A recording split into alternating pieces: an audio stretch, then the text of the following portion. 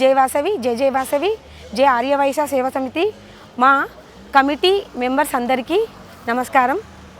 మన ఆర్యవైశ్య దిగ్గజం, మన ఆర్యవైశ్యుల ఆణిముత్యం, మన వైశ్యుల దిగ్గజం మన తుమ్మలపల్లి రామ్ సత్యనారాయణ గారు సినిమా రంగ ప్రవేశంలో సక్సెస్ అయ్యి చాలా పెద్ద పేరు తెచ్చుకున్నారు. సో అది మన దాంట్లో చాలా కష్టమైన, అందరూ మన వైశ్యాసులు ప్రతి ఒక్కరు బిజినెస్ అంటారు. సార్ ఇంతగానం సినిమా రంగంలోకి ఎలా ప్రవేశించి ఇంత మంచి పేరు తెచ్చారు మన వైశ్యాస్కి. ఇప్పుడు మనం సార్ వాళ్ళ ఇంటికి వచ్చాము, ఆయన మాటల్లో అన్నీ తెలుసుకుందాము. మీరు కూడా నాతో రండి.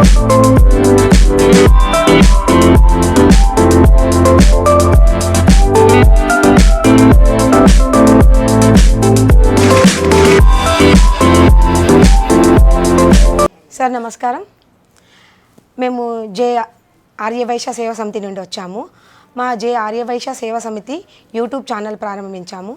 ఫస్ట్ మీ ఇంటర్వ్యూ తీసుకుందామని మా కమిటీ మెంబర్సు, మీ ప్రాణ స్నేహితుడు గారు కొమ్మూరు రమేష్ గారు మీ ద్వారా ప్రారంభోత్సవం చేద్దామని, మీ ఇంటర్వ్యూ ద్వారా మిమ్మల్ని ప్రపంచానికి ఇంకా పరిచయం చేద్దామని మేము మీ దగ్గర రావడం జరిగింది.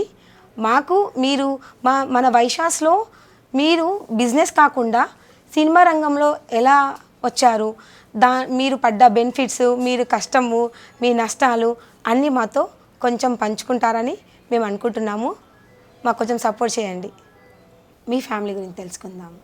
మీరు ఎలా స్ట్రగుల్ అయ్యారు, మేడం గారు ఎలా సపోర్ట్ చేశారు, మీరు ఆ 10 lakhs ఇన్వెస్ట్మెంట్ చేసి లాస్ అయినప్పుడు మీ ఫ్యామిలీ ఎలా మిమ్మల్ని సపోర్ట్ చేసింది, మీ రిలేషన్, మీ బంధువులు ఎలా సపోర్ట్ చేశారు, మీ స్నేహితులు ఎలా సపోర్ట్ చేశారు, కొంచెం చెప్పండి మాకు. Every successful man behind one lead అంటారు కదా, అలాగా నా సక్సెస్కి ఫస్ట్ కారణమే ఆవిడ. ఎందుకంటే నేను 77లో నా పెళ్ళి అవ్వక ముందు నేను ఒక బట్టల షాప్లో ఎంప్లాయీ, నేను ఒక మేనేజర్. నేను ఓకే. ఆ తర్వాత పెళ్ళి అయిన వెంటనే నేను బట్టల షాప్ పెట్టుకున్నాను. నవంబర్ 7 నా పెళ్ళి అయితే డిసెంబర్ 5 నా షాప్ ఓపెన్ చేశాను. అంటే అక్కడే మనకు సక్సెస్ స్టార్ట్ అయింది. ఇంకా ఆ తర్వాత పిల్లలు పుట్టిన అదృష్టం. మీరు 10 lakhs పెట్టింది కూడా షాప్ నుండే కదా సార్? అన్నీ స్టార్ట్ అయినాయి. పెళ్ళి నెలకే పెట్టాం షాప్. నవంబర్ పెళ్ళి అయితే డిసెంబర్లో షాప్ పెట్టాం అనమాట. అక్కడ స్టార్ట్ అయింది. మాకు ఒక అమ్మాయి, 2 అబ్బాయిలు. మా అమ్మాయి పేరు మా అమ్మాయి పేరు లక్ష్మీప్రియ. మా అమ్మాయి వచ్చిన తర్వాత మా అదృష్టం కూడా ఇంకా పెరిగింది, లక్ష్మీదేవి వచ్చినట్టుగా. అక్కడి నుంచి స్టెప్ పెరిగాం. ఈ కష్టాలు అంటారా మధ్యలో మనం చేసిన స్వయం కృత ఏమీ అనలేదా సార్ ఎప్పుడు కూడా, నాన్న ఇలా లాస్ అయ్యా అంటే? అప్పుడు సలహా చెప్పేంత పెద్దవాళ్ళు కాదు. తర్వాత నేను రెండోసారి 2023లో వచ్చినట్టు మాత్రం మా పిల్లలు సపోర్ట్ చేయలేదు. అంటే సపోర్ట్ అంటే ఎందుకు ఫెయిల్ అయ్యాం కదా, మనం హ్యాపీగా ఉన్నాం కదా, మన ఇల్లు ఉంది, పొలం ఉంది, అన్నీ ఉన్నాయి కదా, ఎందుకు డాడీ వద్దన్నారు. అయితే నేనేమన్నా అంటే, అమ్మ ఇప్పుడు మనం ఇక్కడ సక్సెస్ అయ్యాం కదా, సినిమా ఫీల్డ్ ఎందుకు సక్సెస్ అవ్వలేకపోయాం అంటే, అక్కడ మన తప్పే ఉంది, చేసామా, అది ఒకసారి చెక్ చేసి దాని సంగతి కూడా తేల్చి వస్తాను అని మళ్ళీ 25 lakhs పట్టుకుని వచ్చాం. మళ్ళీ ఫెయిల్ అయ్యాం. అప్పుడు అంటే సాధించకపోయినా సరే పోయిన పోయింది కదా, ఇంకా డబ్బు ఉంది కదా మనకు, వచ్చేయండి అని చెప్పి అన్నారు. కాదు కదా, దాని సంగతి తేల్చి వస్తాను మళ్ళీ అని నేను 2004లో మళ్ళీ వచ్చి మళ్ళీ సినిమా తీసాం, విజృంభించాం. అయితే ఈ సినిమా ఫీల్డ్ వల్ల నాకు లాభం ఎంత ఉందో మీకు చెప్పాను, నష్టం కూడా జరిగింది. ఎలాగంటే మా పెద్ద అబ్బాయికి పెళ్ళి అయినప్పుడు అబ్బాయి అందంగా ఉంటాడు, వాళ్ళు నేను ఇంకా సినిమా ఫీల్డ్లోకి పెద్దగా రాలేదు కాబట్టి వాళ్ళు హ్యాపీగా చేసుకున్నారు. మా అమ్మాయి పెళ్ళి ముందే చేసాం. మా రెండో అబ్బాయి పెళ్ళికి మా అబ్బాయి సాఫ్ట్వేర్ ఇంజనీర్, సంవత్సరానికి 10 లక్షలు 30 లక్షలు జీతం అవుతుంది అతనికి. అతనికి సంబంధం ఇవ్వడానికి కొంచెం జనం వెనక ముందు వేశారు. ఎందుకంటే మీరు సినిమా రంగం పాడు చేస్తే డబ్బు అంతా పోగొడతాడని. అప్పుడు మాకు బొండారు రాంపండు గారని మాకు భీమవరంలో మా గురువు ఉన్నారు ఒక ఆయన మా వైశ్య కమ్యూనిటీకి ప్రెసిడెంట్ ప్లస్ నా శ్రేయోభిలాషి. నేను భీమవరంలో నాకు ఫుల్ సపోర్ట్ చేసేది ఆయనే. నేను ఆకివీ నుంచి భీమవరం షిఫ్ట్ అయినప్పుడు ఆయన ఏం చెప్పాడంటే, ఏ సంబంధం వచ్చినా మాకు ఆయన ఉండాలి మా ఇంట్లో. ఆయన ఏం చెప్పాడంటే, అతనిది ఆస్తి ఇది అతను వ్యాపారం సినిమా తీసాడు, ఇంత లాభం సంపాదించి, ఈ సినిమా తీసాడు ఇంత లాభం సంపాదించి, నాకు తెలిసాను నేను, మీరు పిల్లవాడిని చూసుకుని మీరు ఇవ్వండి సంబంధం, ఆస్తి చూసి వాళ్ళ నాన్న చూసి పక్కలేదు అని అలా కన్విన్స్ చేసి మాకు సపోర్ట్ చేసి మా రెండో అబ్బాయికి పెళ్లి చేశారు. అంటే ఎవరో ఒకరు మధ్యలో అంటారు కాబట్టి, అంటే ఒక సినిమా అనేది అంత జోదం లాంటిది అని పిల్లనిచ్చేవాళ్ళు కూడా ఆలోచించుకునే పరిస్థితి ఆ రోజుల్లో. ఈ రోజుల్లో ఉంటుందండి. అందువల్ల సినిమాకి జరిగిన డ్యామేజ్ అంటే అది ఒకటే. రెండోది ఏంటంటే, జనరల్గా సినిమా వాడికి ఎవరు అప్పోరు, అసలు ఇవ్వరు. ఎందుకంటే భయం అయిపోతారేమో, అయిపోతుంది అని అంటే ఇవ్వరు. అవును. అదే మన అదృష్టం ఏంటంటే సినిమాకి అప్పు చేసే పరిస్థితి రాలేదు నాకు. నేను 115 సినిమాలు సొంతంగా నా డబ్బుడి తీసా, no partner, no financer, still today. అది గొప్పని కాదు, అంటే మనకి కష్టం తెలుసు కాబట్టి మన ఎంతలో డబ్బు ఉంటే అంతలో సినిమా తీయవచ్చు నాకు. 10 కోట్లు ఉంది కదని 11 కోట్లు పెట్టి సినిమా తీసి కోట్ల రూపాయలు అప్పు చేసే పద్ధతి కాదు. మనకి ఎంత బడ్జెట్ ఉంది, ఒకళ్ళు ఫెయిల్ అయితే మా పరిస్థితి ఏంటి అని ఒకసారి వెనక్కి చూసుకుంటా ప్రతిసారి. ఎందుకంటే ఒకసారి అనిపించాం కాబట్టి లైఫ్లో మనకు బ్యాడ్ ఎక్స్పీరియన్స్ ఉంది కాబట్టి ఇది మళ్ళీ ఫెయిల్ అయితే ఏంటి మళ్ళీ పరిస్థితి ఏంటి, మళ్ళీ పిల్లలు పెట్టిన ఎక్కడ పెట్టాలి, ఈ రోడ్డుని పడేయాలి వీళ్ళందరినీ అని ఆలోచించి సినిమాలు తీసాం. కాబట్టి నేను తీసిన సినిమా ఫెయిల్ అయిందేమో కానీ నేను ఎప్పుడు ఫెయిల్ అవ్వాలి. ఈ 115 సినిమాలు అన్ని ఇట్లు తీయలేదు అని ఇట్లు ఉండవు కూడా 10% ఉండేదండి. డైరెక్టర్స్ కూడా ఉండవు, అది రామ్ గోపాల్ ఉండవు, రామానాయుడు గారికి ఉండవు.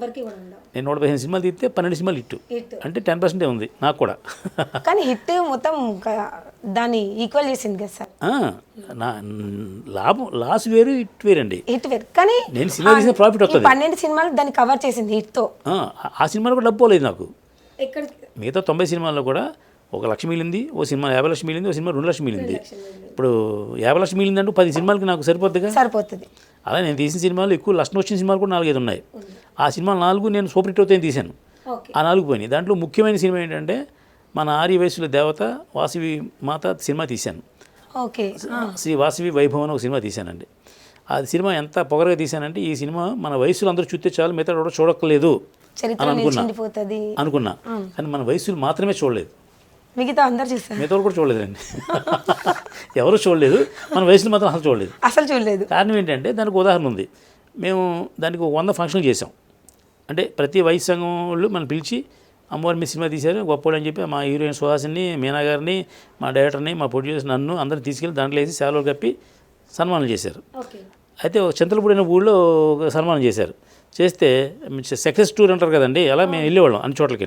అంటే సినిమా పబ్లిసిటీ కోసం వెళ్తే చింతలపూడి ఊళ్ళో ఒక ఆయన 2000 మంది వచ్చారు ఆ రోజున ఫంక్షన్కి. ఎందుకు వచ్చారు నా గురించి కాదు, అక్కడ వనభోజనాలు కార్తీక సమారాధన అంటారు కదండి, ఆ రోజు పెట్టారు అక్కడ ఫంక్షన్. మమ్మల్ని రమ్మంటే వెళ్ళాం. మేము వెళ్తే స్టేజ్ ఎక్కించి దాంట్లో వేసి సేవలు కప్పి వేసి తప్పట్లు కొట్టారు. కొడితే నేను ఒక ఆయన అడిగా, ఆ ప్రెసిడెంట్ గారు, ఆ ఊళ్ళో ప్రెసిడెంట్ ఎవరో అదర్ క్యాస్ట్, సార్ ఏంటి మా సినిమా చూసారా సార్ మీరు అన్న. నేను చూడలేదని అన్నాడు. ఏమంటే ఎందుకు చూడలేదన్నా, అది మీ దేవత కదా, మేమందరూ వస్తే మీకు సినిమా టికెట్ దొరకవు ఎందుకు లేని చూడలేదన్నాడు. మన వైశ్య సంఘం ప్రెసిడెంట్ ఉన్నాడు అక్కడ, ఆయన అడిగా ఏమంటే మీరు చూసారా సార్ అన్న. నేను చూడలేదు సార్ అన్నాడు. మరి ఎందుకు చూడలేదు సార్ అన్న. ఏం చూస్తాను కొత్తగా వాసవిదేవి అమ్మవారు పిల్లలు మంచి అంటే నాకు తెలుసు అని మేము రోజు ఆ పనిలో ఉంటాము. వాసవి పారాయణం చెప్పండి నేను బయట రాను, వాసవి మధ్య దండం పెట్టింది పైకి రాను. నా మందు షాప్ పేరు వాసవి మెడికల్స్, మా రైస్ మిల్ పేరు వాసవి రైస్ మిల్లు, మా అమ్మాయి పేరు వాసవి. ఇంక మేము కొత్తగా వాసవి గురించి ఏం తెలుసుకోవాలని ఉద్దేశం చూడలేదు సార్ అన్నాడు. అంటే అలాగా ఎవరికి చెందిన సినిమా అయిపోయింది అది. ఆ సినిమా నేను అంత ప్రేమగా సినిమా తీస్తే నేను పెనుగొండలో షూటింగ్ చేశా, బెంగళూరులో షూటింగ్ చేశా, మీనాని పెట్టా, సుహాసిని పెట్టా, అన్ని వైశ్య కమ్యూనిటీ వాళ్ళందరినీ దాంట్లో ఇన్వాల్వ్ చేసాం. మన హైదరాబాద్లో కల్వా సుజాత గారు, నల్లమెల్లి రాధ గారు అని అప్పుడు మహిళా సంఘం ప్రెసిడెంట్ సెక్రటరీ అంటాడు స్టేట్కి. వాళ్ళతో మీటింగ్ పెట్టి ప్రతి ఊరి నుంచి ఒక 5 మహిళలు తీసుకొచ్చాం. ఎందుకంటే అక్కడ ప్రమోషన్ ఉంటుంది, పబ్లిసిటీ అవుద్దని. వీళ్ళందరినీ 2 పాటల్లో బ్రహ్మాండంగా డ్యాన్స్ చేయించాం. అమ్మవారి మీద పాటలు పెడితే ఆ పాటలు వీళ్ళందరూ యాక్ట్ చేశారు. కల్వా సుజాత గారు ఇవాళ కార్పొరేషన్ చైర్మన్, నల్లమెల్లి రాధ గారు ఆవిడ, అన్ని సంఘాల ఊళ్ళో ఉన్న వాళ్ళు 5 వచ్చారు. వీళ్ళందరినీ మన వైశ్య మహాసభలో దింపాం. అక్కడి నుంచి కార్లు పెట్టాం, అక్కడి నుంచి షూటింగ్ తీసుకొచ్చాం. వాళ్ళందరికీ డ్రెస్సులు వేసాం. అంటే ఈ పూర్వంలాగా ఈ డ్రెస్ వేసుకుని కుదరదు కదా, అక్కడ పట్టు చీరలు ఏదో వెనకాల నుంచి కడతారు, అలాంటివన్నీ కట్టించాం. ఎంత కష్టపడి చేసామండి. పైగా ఏంటంటే ఇప్పుడు సపోజ్ మీరు వచ్చారనుకోండి, మీరు ఒకరు రారు, మీ వెనకాల మీ నాన్నగారు, మీ అమ్మగారు, మీ ఆయన, మీ పిల్లలు వస్తారు. వీళ్ళందరికీ భోజనాలు, మనం మెయింటెనెన్స్. అంటే ఈ ఖర్చు గురించి కాదు, కానీ అక్కడ చేయాలి కదా. లేడీని తీసుకొస్తే వెనకాల జనం ఉంటారు, పిల్లల్ని తీసుకొస్తే వాళ్ళ అమ్మ నాన్న వస్తారు. ఇలాగ ఎన్ని స్ట్రగుల్స్ అని ఫేస్ చేసి బెంగళూరు వాసవి సంఘం వాళ్ళు మాకు సపోర్ట్ చేశారు. అక్కడికి వెళ్ళి అక్కడ షూటింగ్ చేసాం. హైదరాబాదులో మనకు అప్పుడు అమరావతి లక్ష్మణ్ గారు కాకుండా ఇంకొక ఆయన ఉండేవారు ప్రెసిడెంట్, ఆయన పోయారు ఇప్పుడు లేదండి. ఆయన పాపం దాంట్లో ఆయన కూడా వేషం వేసాడు సినిమాలో.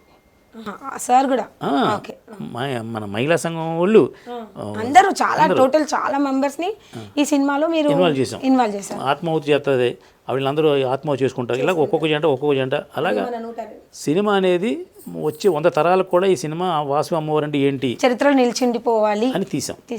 నాకు సినిమాలో 75 లక్షలు పోయింది. ఆ సినిమాలో ఆ రోజు 75 లక్షలు పోయింది. అప్పుడు ఇలా డొనేషన్లో చందాలు ఎవరిని అడగలేదు, మేము ఎవరైతే తీసుకోలేదు, మా డబ్బెట్టి మేము సినిమా తీసాం. అప్పుడు నాకు కూడా ఇంత సంఘాల పరిచయం కూడా లేరు. ఇప్పుడు హైదరాబాద్లో 150 సంఘాలు ఉన్నాయండి. 150 సంఘాలు అన్ని సంఘాలు ఉన్నాయి హైదరాబాద్లో. అంటే ఇది భారతదేశంలో ఎక్కడా కూడా ఇన్ని సంఘాలు ఉండవు. అవును సార్. హైదరాబాద్ ఏంటంటే ఇక్కడ అంటే అనకూడదు కానీ ఒక అందరికీ పదవి చేయాలి ఉంటుందండి. ఇప్పుడు మీరు మహిళా సంఘానికి ప్రెసిడెంట్, నాకు కూడా అంటే ఆవిడకి కూడా మహిళా సంఘం ప్రెసిడెంట్ చేయాలి ఉంది. మరి మీరు ఉన్నారు ఆల్రెడీ, అది ఆవిడ ఇంకో సంఘం పెడద్దు, ఆవిడ పక్కనే ఇంకో పేరు పెడతారు, లేదా వాసవి మహిళా సంఘమనో, లేదా ఆర్యవేశ మహాసభనో, లేదా వరల్డ్ ఆర్యవేశ మహాసభనో, ఇలాగ మన సంస్థలో 10 పెడతారు. పెడితే ఆవిడ కూడా యాక్టివ్గా పనిచేయాలి ఉంది. మరి మీరు చేస్తే నేను చేయలేనా అని. అంటే ఇది అంతా దాతృత్వమే, ఇది తప్పనే అనట్లేదు, సేవ చేయడం కోసమే. ఈ ఏ సంఘంలో చేసినా ఎవరైనా సేవ చేయడం తప్ప ఇదేం డబ్బు సంపాదించే వ్యాపారం కాదు కదండి. మీరు 100 మందికి వచ్చి రోజు భోజనాలను వస్త్రదానాలు చేస్తారు, ఆవిడేం చేస్తారు, ఆవిడ ఇంకో 150 మందికి వస్తుంది, ఆవిడ కాంపిటీషన్ ఆవిడకంటే బాగా చేయాలని. అంతే కదా. అందువల్ల సేవా దాతృత్వం పెరిగి సంఘాలు పెరిగినాయి. ఇంకొకటి ఏంటంటే ఇక్కడ పక్కన సేవలు ఉంటే తీసుకునే వాళ్ళు కూడా మా దగ్గర తీసుకుంటున్నారు, పక్క సంఘం దగ్గర కూడా తీసుకుంటున్నారు, కానీ కొత్త వాళ్ళ దాకా రీచ్ అవ్వట్లేదు. కానీ అందరు తెలుసుకోవాలి అది. అంటే దాతలు మారచ్చు కానీ తీసుకున్న ఒకరే ఉంటారు, అదే అంటున్నాను కదా, వాళ్ళకి 2-3 టైమ్స్ వస్తున్నాయి అనమాట. అదే ఇంట్లో పెళ్ళి నన్ను పిలుస్తారండి, ఆ ఇంట్లో పెళ్ళి నన్ను పిలుస్తారు పిలిచాను ఒక్కనే, కానీ మీ ఇంట్లో వేరు ఆ ఇంట్లో వేరు తప్ప. అలాగే ఏంటంటే ఈ సేవా తత్పరత పెరిగి వాళ్ళ కాంపిటీషన్ పెరిగి, ఇద్దరు పూర్వం మా అమ్మాయి పెళ్ళికి మేము వాటర్ ఏంటిది ఏ వాటర్ అనేది బిస్లరీ వాటర్ ఉంటుంది కదండి, అవునండి, అప్పట్లో మేము బిస్లరీ వాటర్ క్యాన్లో తెప్పించాం. ఎప్పుడు నేను చెప్పేది మా అమ్మాయి పెళ్ళికండి, ఇది పొగరీడికి మంచినీళ్ళు కొని ఎవడైనా ఇస్తాడా అన్నారు ఆ రోజుల్లో. ఇప్పుడు ఏంటి, మంచినీళ్ళు ఏదో కడుక్కుంటా కూడా మంచినీళ్ళు వాడుతున్నారు, బిస్లరీ వాటరే వాడుతున్నారండి. స్నానం చేయడం కూడా బిస్లరీ వాటర్ వాడుతున్నారు, అంత పెరిగిపోయింది. ఆ రోజుల్లో బిస్లరీ వాటర్ క్యాన్ ఏదో 30 రూపాయలు అంతా ఉండేది. 30 రూపాయలు అంటే మినిమం 1000 రూపీస్ అనుకోండి. అప్పుడు క్యాన్లు వాటర్ తెచ్చి నీళ్ళలో పోసిస్తే ఇటు పొగరీడికి నీళ్ళు కొంటాం ఏంటి అన్నారు. ఇప్పుడు స్నానాలు అన్నీ అవే. అలా టెక్నాలజీ పెరిగిపోయి వెళ్తే దాతృత్వం కూడా పెరిగిందండి. ఎదురు 110 ఇచ్చేవాళ్ళం, ఇప్పుడు అన్ని లక్షలు 1000 రూపాయలు లేదా 10 లక్షల 110 ఇస్తున్నారు. అలాగా డబ్బు పెరిగి కొద్ది దాతృత్వం పెరిగింది, సేవా తత్పరత పెరిగింది. మీలాగా నాయకురాళ్ళు అంటే సేవ చేసే నాయకురాళ్ళు 100 మంది పెరిగారు. ఇప్పుడు అలాగా 150 సంఘాలు అండి హైదరాబాద్లో. అది తప్పని కాదు, అలా స్ప్రెడ్ అయ్యాను.